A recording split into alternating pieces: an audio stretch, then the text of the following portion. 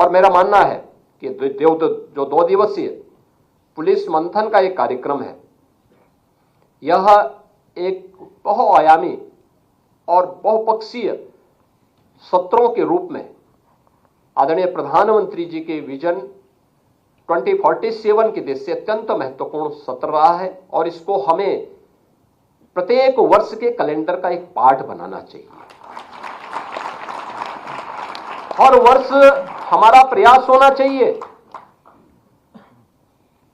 कि जो विषय हमने लिए हैं, हर वर्ष वो विषय लेने आवश्यक नहीं, हां, समय समय पर जो भी यहां की जिन मुद्दों पे चर्चा हुई है उसको फॉलोअप करने की व्यवस्था तो होनी चाहिए। संबंधित विभागों के द्वारा उसको फॉलोअप, कितना हम आगे बढ़े हैं उस पर चर्चा करना।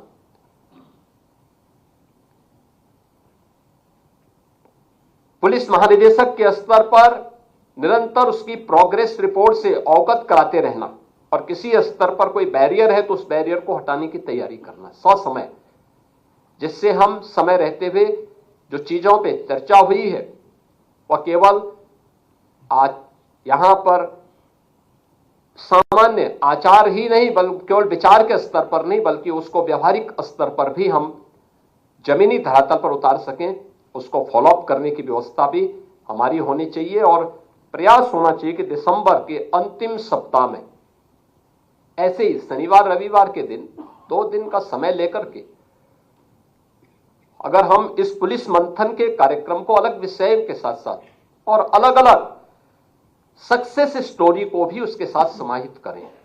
जैसे कुछ अच्छे उदाहरण प्रस्तुत हुए थे। सीपी आगरा ने आगरा की उस घटना का उल्लेख किया था जो वहां पे कन्वर्जन के साथ साथ नेशनल सिक्योरिटी के लिए एक थ्रेट आगरा से देखने को मिला था।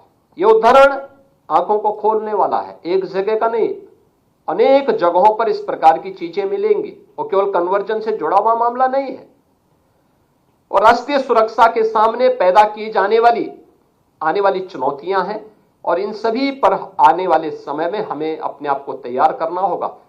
और पहले से ये प्रेजेंटेशन जो मैंने पहले भी कहा कि टाइम एंड स्पेस का पूरा ध्यान रखा गया।